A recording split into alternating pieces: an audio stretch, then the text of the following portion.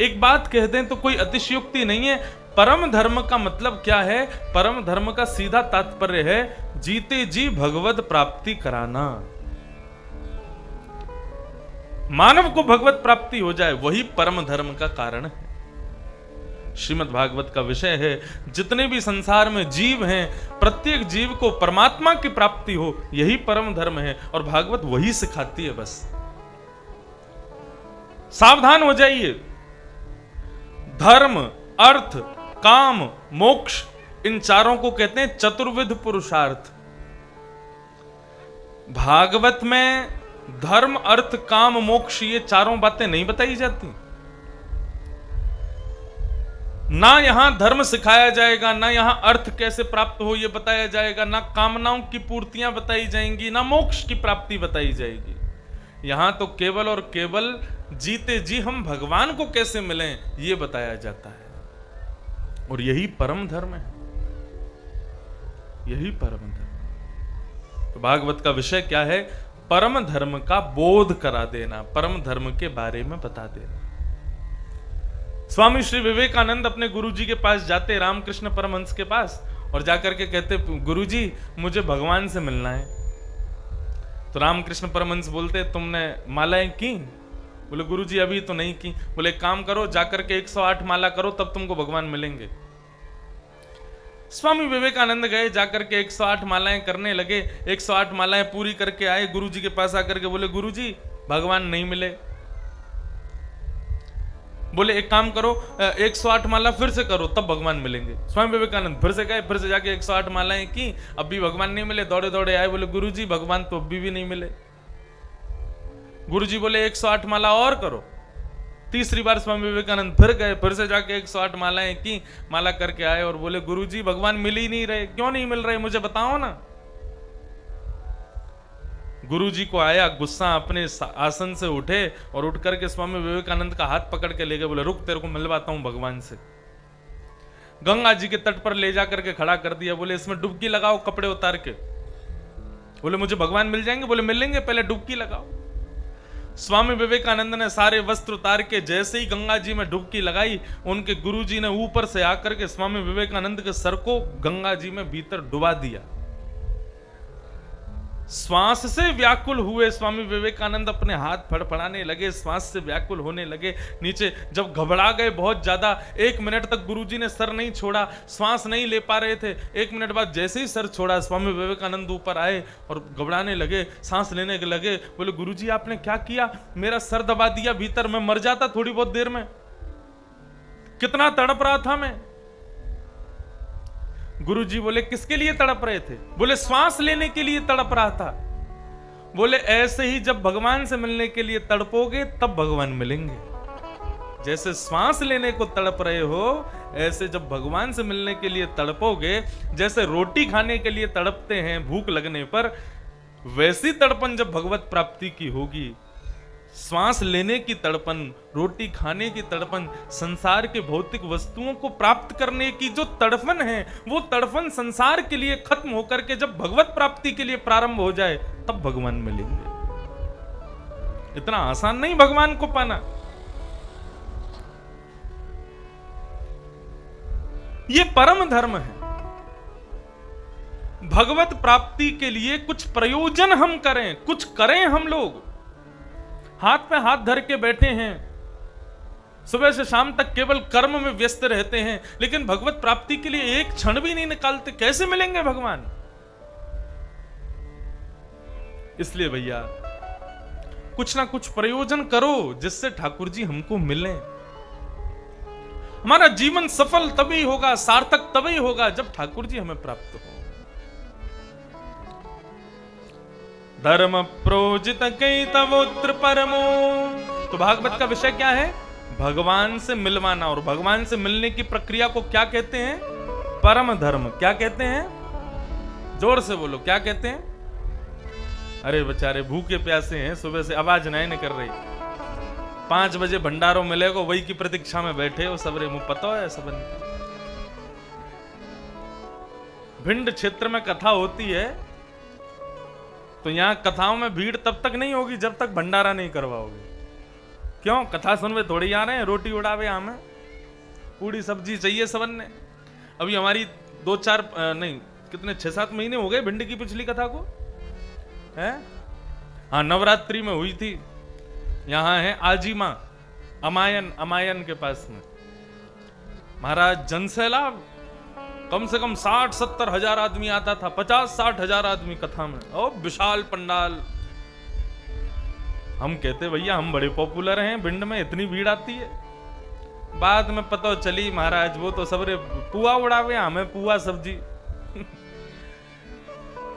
पंडाल से कथा पूरी करने के बाद में एक दिन यजमान हमको ले गए, बोले महाराज जी एक चीज दिखा के लाऊं। देसी गए तो महाराज टैंकरों में, ये ट्रॉलियों में भर भर के सब्जियां बन रही हैं और वो पुआ बन रहे हैं।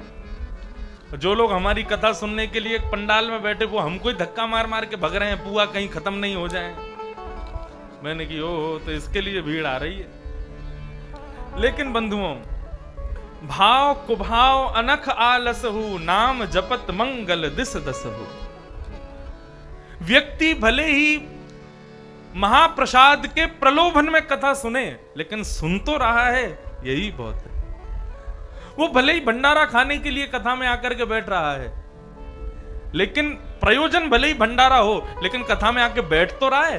क्या पता 7 दिन की कथा में, किसी एक दिन की कथा में ऐसा कोई वाक्य वक्ता के मुख से निकल जाए कि वो भंडारा खाने आने वाला व्यक्ति उस वाक्य को सुनकर के भगवत प्राप्ति कर ले। ऐसा भी तो हो सकता। तस्मात् केनाप्युपायेन मनः कृष्णे निमेषयेत्। किसी भी उपाय से सही मन भगवान में लगना चाहिए, बस। तो भागवत का विषय क्या है? परम धर्म, यानी कि भगवत प्राप्ति। अब आ जाओ दूसरी बात पे, भागवत का अधिकारी कौन है, कौन सुन सकता है और कौन सुना सकता है? भागवत का अधिकार हर व्यक्ति को नहीं है।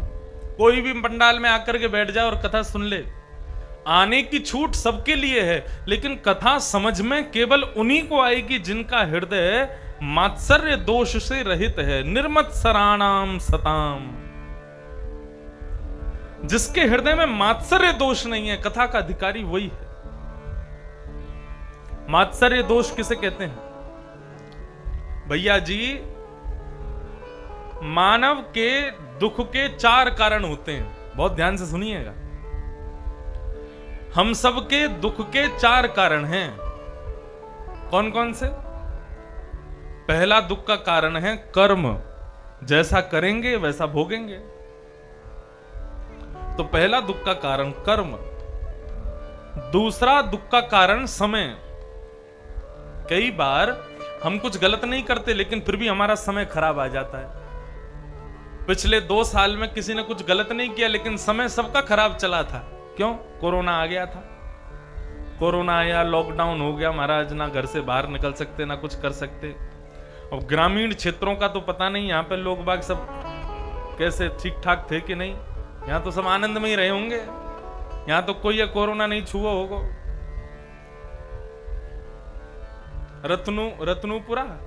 रत्नूपुरा नाम है ना गांव का। हाँ, कहीं खेत में दबो मरो पड़ो रहे होगो कोरोना।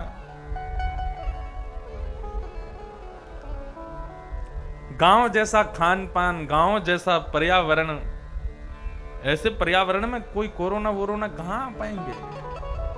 वो बाहर से प्रणाम करके चले जाते होंगे। ये तो शहरी लोगों को होता है, मिलावट का भोजन करते हैं, दूषित वातावरण में रहते हैं, उन्हीं को लगती हैं बीमारियां। तो पहला दुख का कारण है कर्म, दूसरा दुख का कारण है समय काल, और तीसरा दुख का कारण है स्वभाव।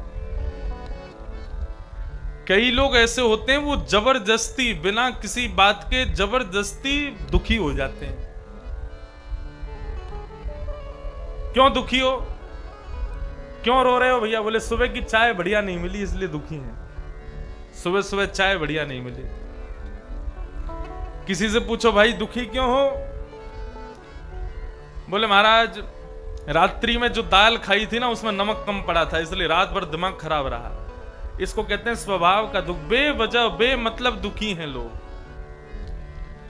समय का दुख, कर्म का दुख, स्वभाव का दुख, और चौथा दुख का कारण है दूसरे के सुख का दुख। हम अपने दुख से कम दुखी हैं, दूसरा ज्यादा सुखी है इस बात से ज्यादा दुखी है। वो इतना सुखी क्यों है, वो इतना प्रसन्न क्यों है, वो इतना हंस क्यों रहा है, उसके पास इतना सब कुछ क्यों है। दूसरे के सुख से ज्यादा दुखी हैं हम लोग। तो ये जो दूसरे के सुख से जो हम दुखी हो जाते हैं, इसी को कहते हैं मात्सर्य दोष। इसी मात्सर्य दोष से युक्त जो व्यक्ति है, उसको ना तो कथा कहने का अधिकार है और ना कथा सुनने का अधिकार है। जिस व्यक्ति के अंदर ईर्ष्या है, दूसरे के प्रति दुख का भाव है कि वो इतना सुखी क्यों है, ऐसा व्यक्ति यदि कथा में आकर के बैठ जाएगा ना, उसको कथा समझ में नहीं आएगी। ईर्ष्यालु व्यक्तियों के लिए कथा नहीं है। लेकिन बंधुओं, मैं अपनी कथा में कहा करता हूं, यदि किसी व्यक्ति के अंदर ईर्ष्या दोष है तो वो कथा में आकर के बैठ जाए तो कथा 7 दिन तक यदि मन लगा करके सुने तो उसके अंदर जिसके प्रति ईर्ष्या थी उसके प्रति प्रेम प्रकट हो जाएगा। ये कथा का प्रभाव है। आप यदि अपने पड़ोसी से बहुत ईर्ष्या करते हो, पड़ोसियों की तो बाहर में जाए, आजकल घर घर के लोग अपने भाइयों से ईर्ष्या करते हैं, अपने बड़े भाई से ईर्ष्या, अपने छोटे भाई से ईर्ष्या, अपने ही घर में ईर्ष्या करते हैं। तो ये ईर्ष्या दोष जो है ना, ऐसे व्यक्ति को कथा सुनने का और सुनाने का अधिकार नहीं है। लेकिन यदि वो मन लगा करके भागवत की सप्ताह कथा सुन ले तो भागवत उसका हृदय का मार्जन करके उसके हृदय से ईर्ष्या को नष्ट कर देती है। किसे कहेंगे बंधुओं? कोई व्यक्ति एकादशी व्रत तो करता है लेकिन तंबाकू नहीं छूट रहा है उसका। कई लोग सोमवार का व्रत करेंगे, शिवरात्रि का व्रत करेंगे, लेकिन बीड़ी चल रही है महाराज। क्यों? बीड़ी में दोष थोड़ा ही है, अन्न खाने को मना किया गया है। तंबाकू में दोष थोड़ा ही है, अन्न खाने को मना किया है। एक पंडित जी अभी कुछ दिन पहले कथा में थे, उनको तंबाकू का बड़ा शौक। एकादशी का दिन हमने उनको तुलसी दी ठाकुर जी के चरणों की। मैंने कहा लो महाराज तुलसी, ये तो हम कल पाएंगे। मैंने कहा क्यों पाएंगे कल? बोले आज एकादशी है ना, आज नहीं पाएंगे। मैंने कहा मुंह में गुटका भरा पड़ा है, एकादशी को ये खा सकते हो लेकिन भगवान के चरणों की पवित्र तुलसी नहीं खा सकते। लोगों की कैसी मन स्थिति है, व्यसन कर लेते हैं एकादशी पर, गुटखा तंबाकू बीड़ी सिगरेट पी लेते हैं व्रत वाले दिन, लेकिन ठाकुर जी के चरणों का प्रसाद नहीं पाते। तो जितनी भी बुरी आदतें हैं ना, इन आदतों को सुधारना भी एक प्रकार से भजन के समान है, एक प्रकार से भक्ति के समान है। बंधुओं, हमारे भीतर कितनी बुरी आदतें हैं ये 2 लोग जानते हैं, या तो मैं जानता हूं या भगवान जानते हैं, तीसरा कोई नहीं जानता। इसलिए अपनी समस्त बुरी आदतों को, यहां भागवत जी की मंगलमयी कथा रत्नुपुरा में हो रही है, भागवत जी के चरणों में प्रणाम करो। हे भागवत जी, हमको आपसे कुछ नहीं चाहिए, बस ये सप्ताह कथा सुन के हमारे भीतर ना ये दोष हैं। मुझे अपने पड़ोसी से बड़ी जलन होती है, मुझे उसके प्रति बड़ा लोभ है, ये सारी जितनी भी आपके मन की दुविधाएं हैं, ईर्ष्याएं हैं, जितने भी मन के विकार हैं, सबको भागवत जी के चरणों में प्रणाम करते हुए सब नष्ट कर दो। उसी से ही जीवन कल्याण हो जाएगा। हमारे यहाँ गाते हैं, बड़े भाव से गाना सब लोग, या जिसके हृदय में दूसरे के प्रति ईर्ष्या की भावना है ना, वो व्यक्ति ना तो कथा सुना सकता है और ना कथा सुन सकता है, दोनों का अधिकार नहीं। वो बात अलग है कि वो कथा की सन्निधि में आ जाए तो सप्ताह कथा उसके हृदय को परिवर्तित कर दे, उसके हृदय को आनंदित कर दे। श्रीमद् भागवत का 3रा भाव, इस श्लोक का 3रा भाव, भागवत हमारा किससे संबंध कराती? तो वैद्यम वास्तवमत्र वस्तु शिवदम। श्रीमद् भागवत की कथा जो श्रवण करता है, ऐसे श्रोता का भगवान से कोई ना कोई संबंध हो जाता है। कथा में आने वाला व्यक्ति फिर भगवान को भगवान नहीं मानता, भगवान को फिर अपना कोई संबंधी मानता है। कथा सुनने वाला व्यक्ति 7 दिन के बाद फिर ठाकुर जी को या तो अपना भाई मानेगा, या अपना मित्र मानेगा, या अपना सखा मानेगा, या हम अपना कुछ ना कुछ संबंध तो ठाकुर जी से निश्चित बना लेगा, और बनाना भी चाहिए। बंधुओं देखो, कोई किसी जगह का एमएलए है, एमपी है, जब तक एमएलए एमपी है तब तक एक दूरी बनी रहेगी। लेकिन उससे तुम्हारा यदि कोई संबंध हो जाए, संबंध कैसे हो जाए? तुम्हारे घर की बेटी उसके बेटा को ब्याह जाए, या उसकी बेटी आपके यहाँ आ जाए, या और किसी भी प्रकार से भाई बंधु सखा किसी भी रूप में यदि वो तुम्हारा सखा बन जाए, मित्र बन जाए, भाई बन जाए, तो फिर वो एमएलए एमपी के रूप में नहीं दिखेगा, फिर वो भाई के रूप में ही दिखेगा, फिर वो सखा के रूप में ही दिखेगा। एमएलए एमपी बना रहेगा तो एक दूरी बनी रहेगी, लेकिन भाई सखा बन जाएगा तो एक सामिप्य आ जाएगा, एक अपनत्व प्रकट हो जाएगा। ऐसे ही ठाकुर जी के प्रति बंधुओं कोई ना कोई एक संबंध मानो। अयोध्या में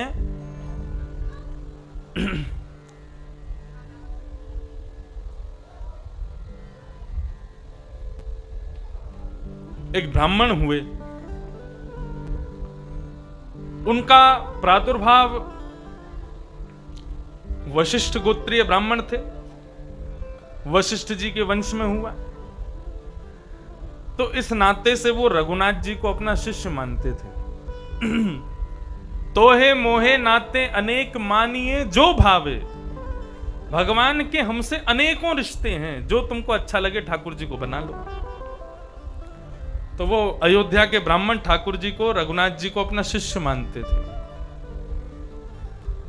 नित्य ठाकुर जी की सेवा करते, और सेवा करने के बाद में फूल माला को अपने गले में पहनते, और अपने गले में पहनने के बाद में अपनी प्रसादी बना करके ठाकुर जी को पहना देते। बंधुओं, हमने यदि माला अपने गले में पहन ली तो हम उसके बाद उस माला को उसी को पहना सकते हैं जो हमसे उम्र में, ज्ञान में, किसी भी रूप में यदि छोटा होगा तो ही हम उस माला को पहना सकते हैं। अपने गले की माला अपने से बड़ों को नहीं पहनाई जाती। कई बार ऐसा होता है कि मंच पे लोग आते हैं प्रणाम करने के लिए, हमको माला पहनाते हैं, तो हमारी आदत है हम माला पहनते नहीं, हम एक ही माला पहनते हैं बस, वो मोंगरा की माला। मोंगरा समझते हैं? बस उसी की माला बढ़िया लगती है मुझे, बाकी माला हमको भारी भारी लगती तो इसलिए हम पहनते नहीं। पतली मोंगरा की माला, और कोई माला पहना है तो हम थोड़ी देर पहन के फिर अपने गले से उतार के उसी को पहना देते हैं आशीर्वाद के रूप में। लेकिन कई जगह भले आदमी, हमने अपने गले की माला पहनाई, वो अपने गले में पहन के फिर हमको पहना देते हैं, लो पहन लो आप। कल एक भैया हमारे संग आ रहे थे, उनको हमने अपने गले की माला पहनाई, उन्होंने अपने गले से उतार के भागवत जी को पहना दी। ऐसे ऐसी विलक्षण बड्डन मूर्तियां हैं हमारे यहां, अपनी गले की माला भागवत जी को पहना दी। अपने अंग पर चढ़े हुए वस्त्र, अपने गले में डली हुई मालाएं, जिसका सेवन हमारे शरीर ने कर लिया, उस वस्तु को फिर अपने से बड़ों को या भगवत तत्वों को या भगवान को नहीं प्रदान करना चाहिए। एक प्रकार से वो झूठन मानी जाती है, झूठन ठाकुर जी को या बड़ों को नहीं दी जाती। लेकिन अयोध्या के वो संत ठाकुर जी को अपना शिष्य मानते थे, इसलिए शिष्य को तो अपनी गले की माला पहना सकते हैं गुरुजन, तो रोज माला पहन करके ठाकुर जी की सेवा करते और फिर अपने गले की माला उतार करके अपने ठाकुर जी को पहना देते। वो ये बोलते मेरा शिष्य है, भगवान को शिष्य मानते। एक दिन कुछ संत आए, संतों ने जैसे ही ये दृश्य देखा तो महाराज अयोध्या में बड़ी निंदा हुई उनकी। बोले आप अपने गले की प्रसादी माला रघुनाथ जी को पहना देते हो, कितना बड़ा अपराध करते हो। तो वो बोले अरे भैया तुम नहीं जानते, रघुनाथ जी मेरे शिष्य हैं, तो अपने शिष्य को तो गुरु अपने गले की माला पहना ही सकता, मैं इस भाव से पहनाता हूं। सब संतों ने कहा अरे तुम शिष्य मानते हो, लेकिन रघुनाथ जी ने तुमको गुरु माना, इसका कोई प्रमाण तुम्हारे पास? ठाकुर जी तो बेचारे मूर्ति हैं, जैसे रखोगे रह लेंगे, तुम अपने गले की माला पहनाओगे पहन लेंगे, जैसा खिलाओगे खा लेंगे, वो तो कुछ कहेंगे नहीं। तुम उनको शिष्य मानते हो, लेकिन वो तुमको गुरु मानते हैं कि नहीं, ये कैसे पता चले? संत बोले तो फिर तुम ही बताओ कैसे मानोगे। बोले कि यदि कल तुमने अपने गले की माला रघुनाथ जी को पहनाई और रघुनाथ जी ने सर झुका के तुम्हारी माला को स्वीकार कर लिया, तो हम मान लेंगे कि रघुनाथ जी भी तुमको अपना गुरु मानते।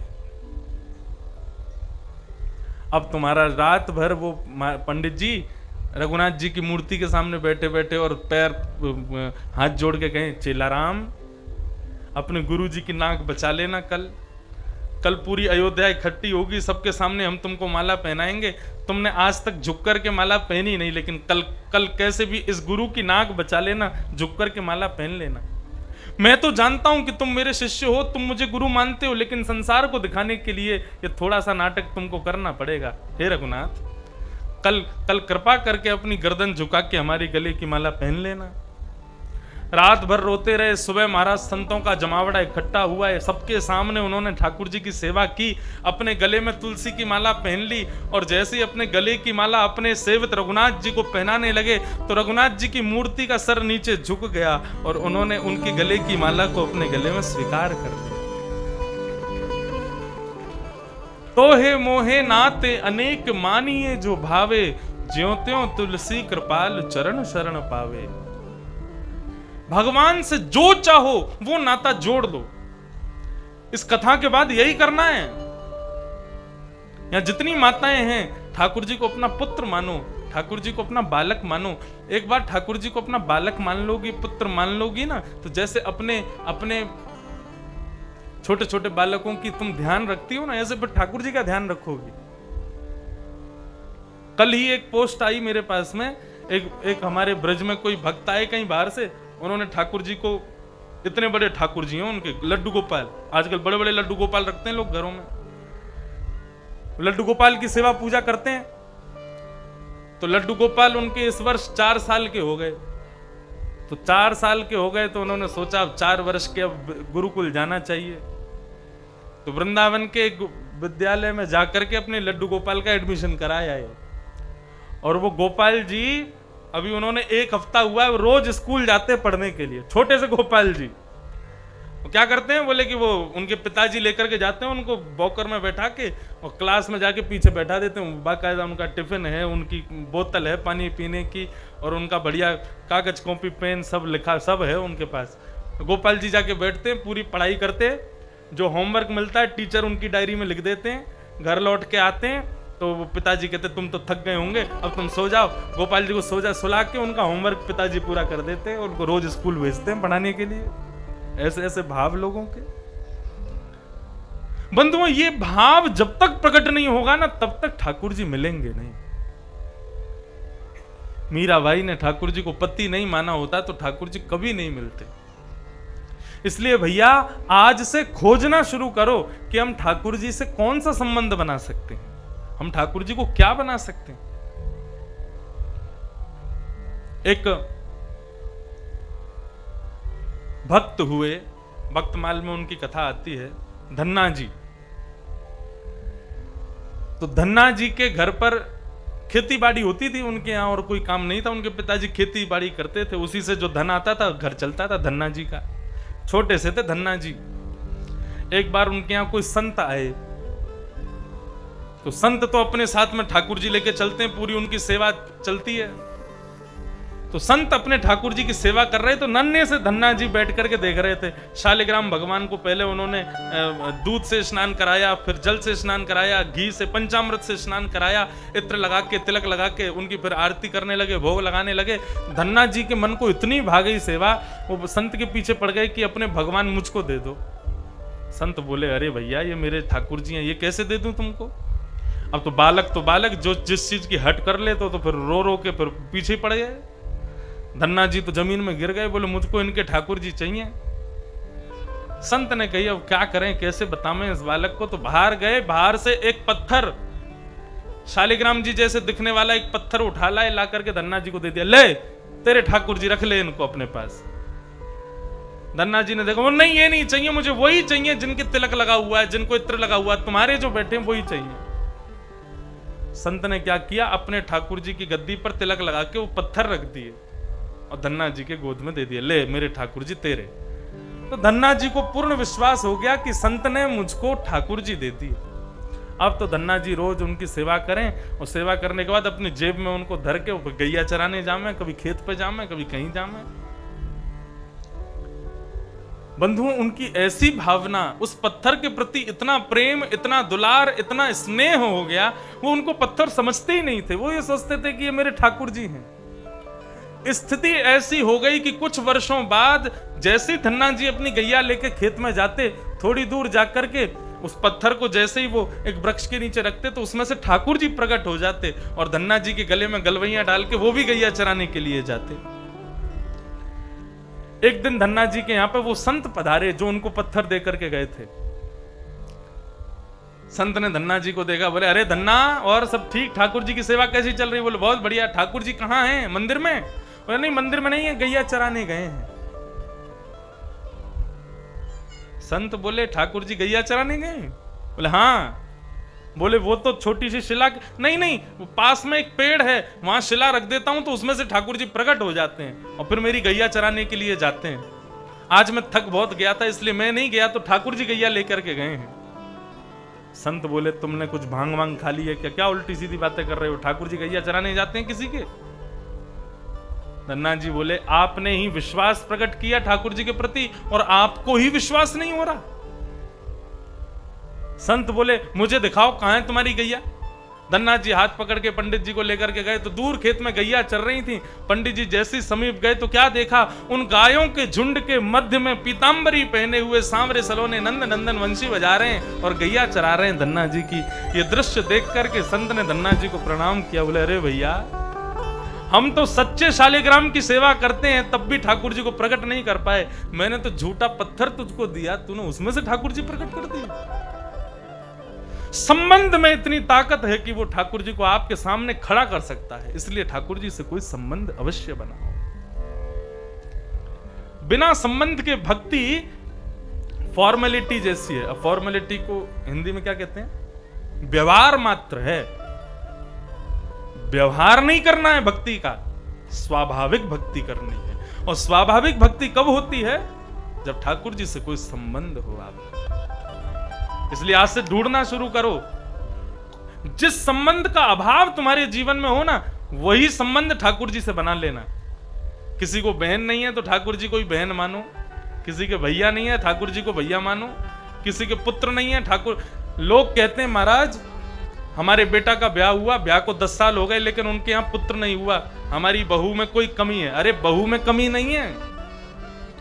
ठाकुर जी यदि किसी को पुत्र नहीं देते या किसी को पुत्री नहीं देते या किसी को भाई नहीं देते या किसी को बहन नहीं देते, वो इसलिए नहीं देते क्योंकि उस स्थान पर ठाकुर जी खुद खड़े हुए हैं। तुमको पुत्र इसलिए नहीं दिया, ठाकुर जी कहते मैं ही तेरा पुत्र हूं, मैं तुझे दूसरा पुत्र क्यों दूं, तू मुझे ही पुत्र मान ले। इसलिए भैया संसार में यदि किसी संबंध का यदि अभाव ठाकुर जी देवे ना, उस संबंध के अभाव के स्थान पर ठाकुर जी के भाव को विद्यमान कर लेना। संबंध बनाओ ठाकुर जी से, संबंध बहुत जरूरी है। इलाहाबाद के पास में, प्रयागराज के पास में एक गांव में एक सेठ जी रहते थे। उनकी भी बहुत बड़ी खेती बाड़ी थी। सेठ सेठानी दोनों रहते थे। उम्र हो गई 70 साल लेकिन अभी तक कोई संतान नहीं थी। तो गांव के सब लोगों ने एक दिन पंचायत में बैठे थे तो सेठ जी से कहा, सेठ जी तुम्हारी इतनी एकड़ों जमीन है, तुम्हारे संतान तो कोई है नहीं, तुम्हारे आगे वंश में कोई है तो है नहीं। सेठ जी बोले क्यों नहीं है? गांव के लोग बोले कौन है तुम्हारे घर पर? तो अपने घर पर लेकर के गए तो छोटे से ठाकुर जी का एक मंदिर बना हुआ था। उनका नाम था कुंज बिहारी। बोले ये है मेरे बेटा, कुंज बिहारी मेरा बेटा है, मेरी सारी संपत्ति इसी की है, मेरा सब कुछ इसी का है, मेरा बेटा है। गांव के बड़े बुजुर्ग सब हंसने लगे। बोले अरे सेठ जी आपकी भावना को प्रणाम करते हैं कि आप ठाकुर जी को अपना पुत्र मानते हो, लेकिन हम तो ऐसा कहेंगे एक बालक गोद ले लो। क्यों?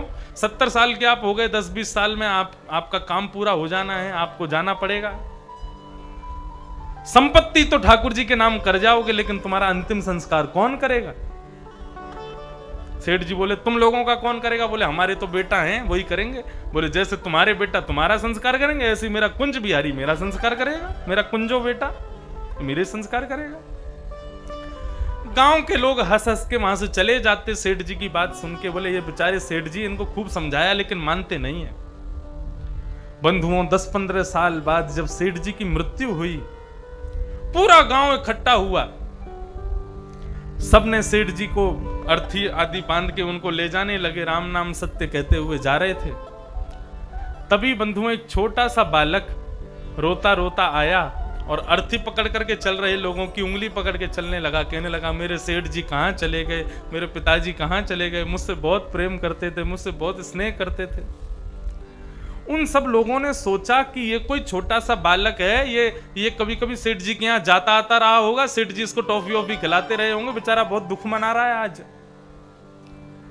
सब लोगों ने कहा, भैया देखो सेठ जी की कोई संतान नहीं थी, लेकिन ये छोटा सा बालक जो शव यात्रा में आया हमारे साथ, इसी के द्वारा अंतिम संस्कार करवा दो सेठ जी का। छोटे से बालक ने अंतिम संस्कार किया ठाकुर जी का। अंतिम संस्कार होने के बाद सब गांव के लोगों ने कहा, बालक चलो यमुना जी में डुबकी लगा के अब अपने अपने घर को वापस चलते हैं। सब ने जैसे ही यमुना जी में डुबकी लगाई, डुबकी लगा के सब बाहर आ गए, लेकिन वो बालक नहीं आया। आपस में गांव के लोग चिंतित हो गए, अरे भैया वो बालक कहां गया, बाहर आया क्या? बोले नहीं, बाहर नहीं आया, डुबकी लगाई उसके बाद मिला ही नहीं। भीतर जाकर के नदी में खोजना शुरू किया, लेकिन दूर दूर तक कहीं वो बालक दिखा नहीं। तो एक बूढ़े बुजुर्ग बोले कि सेठ जी कहते थे कुंज बिहारी मेरा संस्कार करने आएगा, कहीं कुंज बिहारी तो नहीं आए थे? अरे भैया चलो दौड़ के सेठ जी के घर के ठाकुर जी का दर्शन करने चलो जल्दी।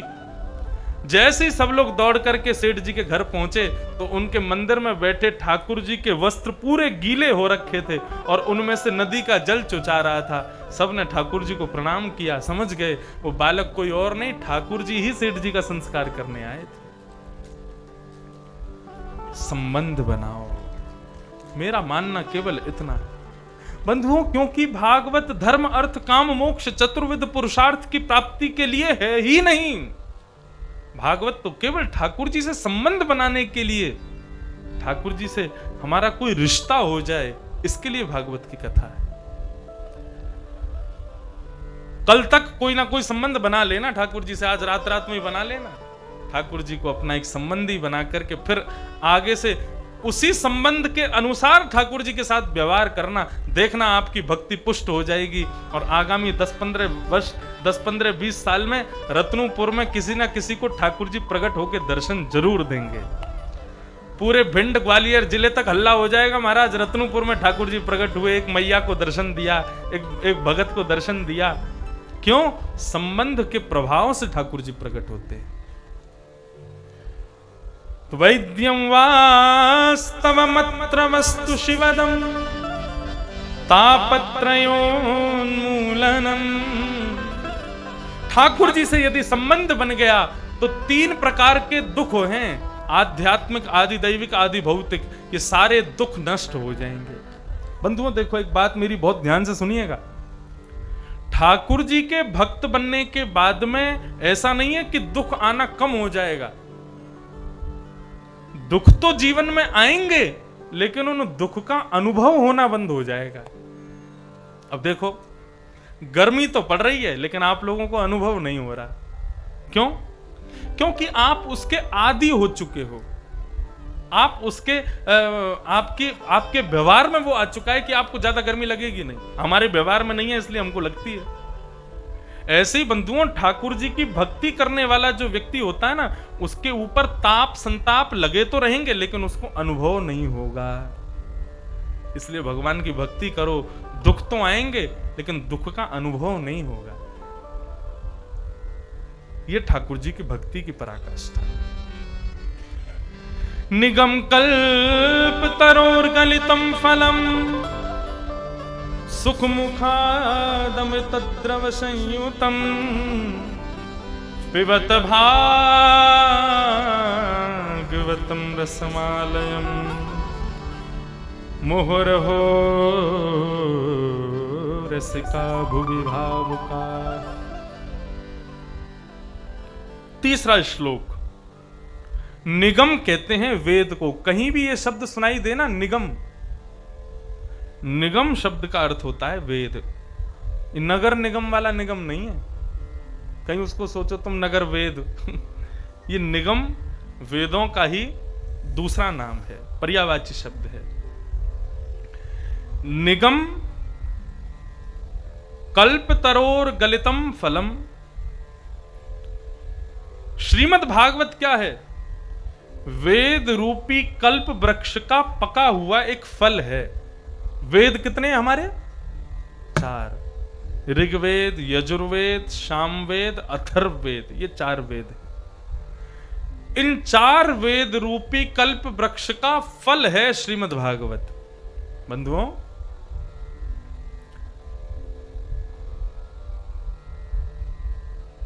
भूख लगने पर सेब खाया जाएगा या सेब का वृक्ष खाया जाएगा? बताओ।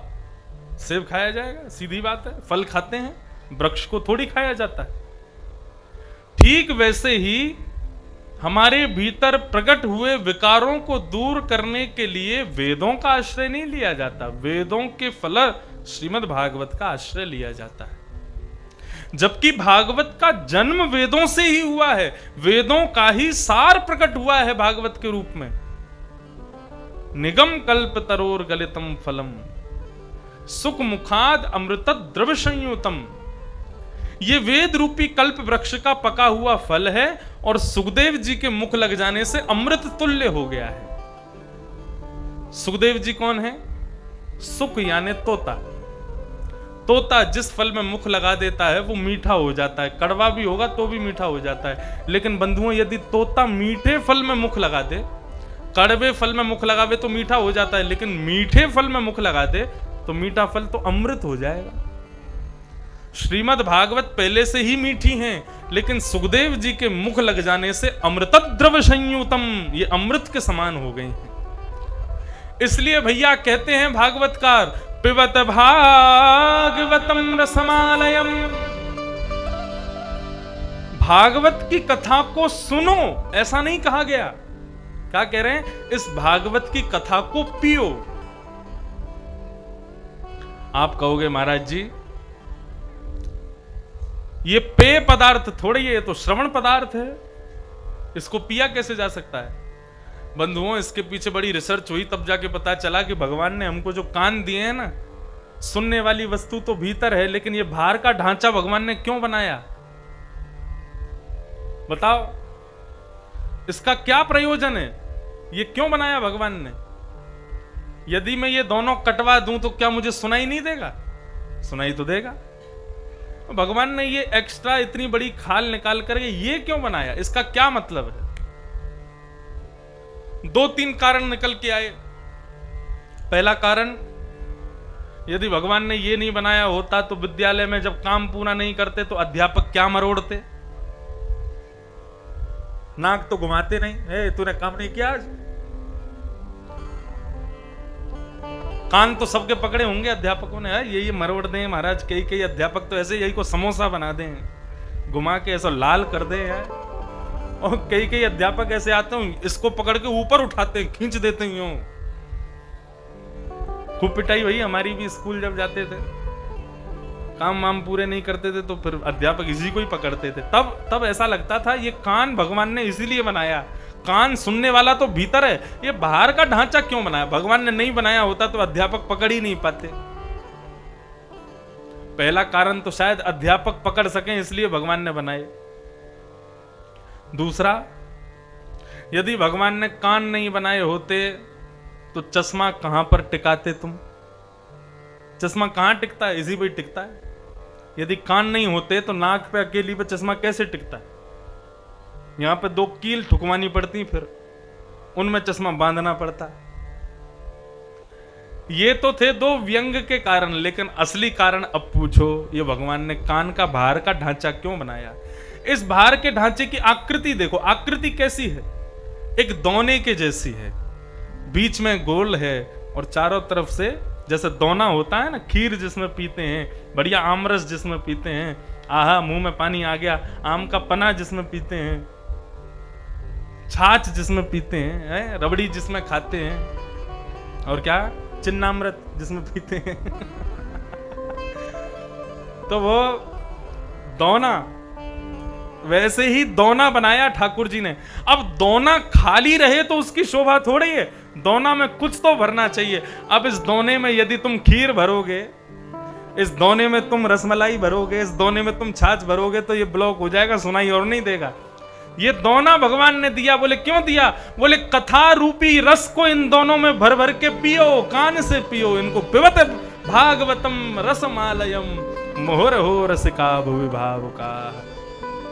ये कान रूपी श्रवण पुटेषु समृतम, श्रीमद् भागवत में शब्द आया, इनको क्या कहा गया? श्रवण पुट। संस्कृत में बाहर के, देखो श्रवणेन्द्रिय तो भीतर है, बाहर के इस ढांचे को कहा गया श्रवण पुट, यानी कि सुनने वाला दोना। इस दोने में ये मीठी मीठी कथा है, इस कथा रूपी रस को इस दोने में भर भर के कान के छिद्रों से पियो। पीने का मतलब अपने भीतर उतारो। एक मूर्तिकार ने दो मूर्ति बनाई, दोनों मूर्ति समान वजन की, समान दिखने वाली, लेकिन एक 500 की एक 5000 की। प्रदर्शन करने में जब देखने वाले आए तो उन्होंने पूछा कि भैया ये दोनों मूर्तियों में अंतर क्या? बोले एक 500 की एक 5000 की। कौन सी 500 की कौन से 5000 की? बोले वो तुमको बताना है। सब उठा उठा करके देखें, वजन भी समान है, सब कुछ अच्छा है, सब कुछ ठीक है, फिर एक 500 की एक 5000 की कैसे? जब एक जैसी मूर्ति है तो इतना अंतर क्यों? तभी एक संत आए, उन संत ने एक कुशा निकाली और एक मूर्ति के कान में डाला, यहां से डाली तो यहां से कुशा बाहर आ गई। बोले ये 500 की है।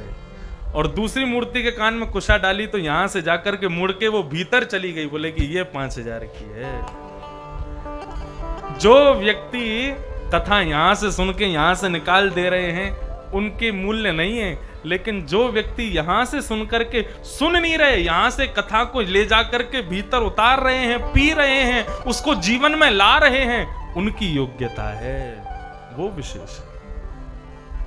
इसलिए कहा गया पिबत भागवतम रसमालयम। और कितना पियो, कब तक पियो? बोले मुहुर्हो रसिका भुवि भावुका। रसिक किसे को कहते हैं?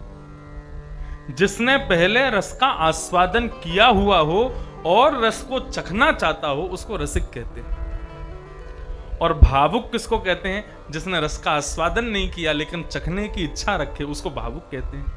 मतलब जो कथा नहीं सुने वो तो सुनो, और जो सुन चुके हैं वो भी सुनते रहो। कब तक सुनो? बोले मुहुर्हो, उसकी कोई अवधि नहीं है। जब जब कथा सुनने को मिले खूब सुनो, आनंद से सुनो, खूब सुनो।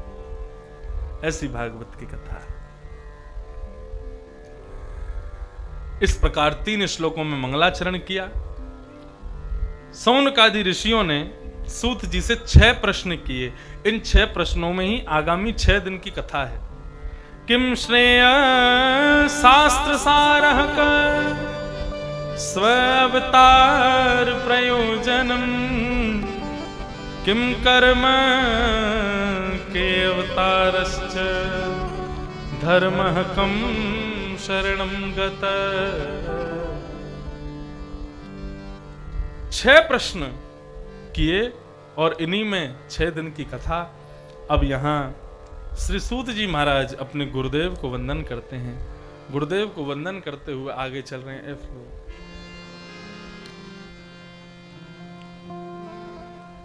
गुरुदेव को वंदन कर रहे हैं। बंधुओं, गुरु कौन है? आप में से जितने लोगों ने गुरु दीक्षा ली है, गुरु मंत्र लिया है, वो सब तो बढ़िया है। जिन्होंने अभी तक गुरु मंत्र नहीं लिया, गुरु दीक्षा नहीं ली, वो इन्हीं को ही गुरु मान लो। ये जो पीछे खड़े हैं ना, कृष्णम वंदे जगत गुरुम, लो मिल गया संबंध। कई लोग सोच रहे होंगे हम ठाकुर जी से क्या संबंध बनाएं, तो लो गुरु शिष्य का संबंध बना लो। ठाकुर जी को अपना गुरु मान लो और स्वयं शिष्य हो जाओ। फिर कथा के माध्यम से, कथा वक्ताओं के द्वारा जो भगवान की बातें आपको बताई जामे, उन्हीं को ही गुरु आज्ञा समझ करके उनका पालन करना। कृष्णम वंदे जगत गुरुम, ठाकुर जी को अपना गुरु मान लो। और गुरु कौन है?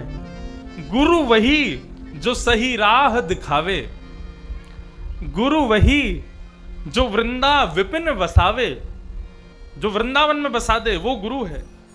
और गुरु वही जो श्याम से मिलावे, वही गुरु है। वो गुरु नहीं है जो गली गली में गुरु फिरे, हमसे दीक्षा लेओ, स्वर्ग जाओ चाहे नरक में, हमें बस लिफाफा देओ। वो गुरु नहीं है। गुरु कौन? जो ठाकुर जी से मिलावे। इसलिए गुरु के चरणों में प्रणाम केवल इसी भावना से करो, हे गुरु जी तुम हमको मिल जाओ, ऐसी कृपा मत करो, लेकिन हमको ठाकुर जी से मिला दो। कौन है गुरु दो शब्द हैं।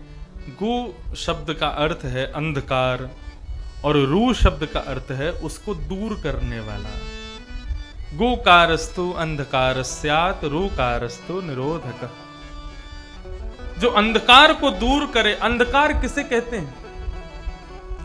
अज्ञान को ही अंधकार कहते हैं।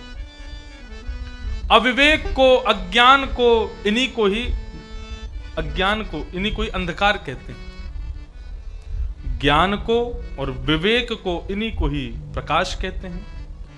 और ज्ञान और विवेक हमें कौन प्रदान करता है? गुरु ही प्रदान करते हैं, इसलिए वो गुरु हैं। जो अज्ञान को दूर करे वही गुरु है। अज्ञान तिमिरांधस्य ज्ञानांजनशलाकय चक्षुरुन्मीलितं येन तस्मै श्री गुरुवे नमः। जो अज्ञान रूपी अंधकार को दूर करे, अज्ञान तिमिरांधस्य ज्ञानांजनशलाकय, जो ज्ञान के प्रकाश से अज्ञान को दूर करे, ऐसे सद्गुरुदेव को हम प्रणाम करते हैं। सूत जी महाराज ने 3-4 वाक्य बताए। एक वाक्य बहुत सुंदर कहा, क्या? सवै पुंसां परो धर्मो यतो भक्ते अदोक्षजे अहैतुक्य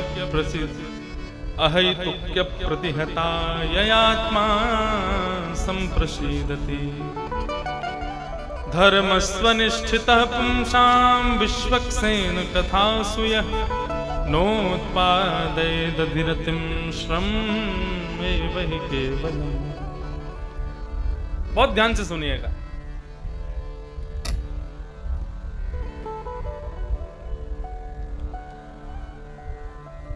हम यदि कोई भी यज्ञ करते हैं,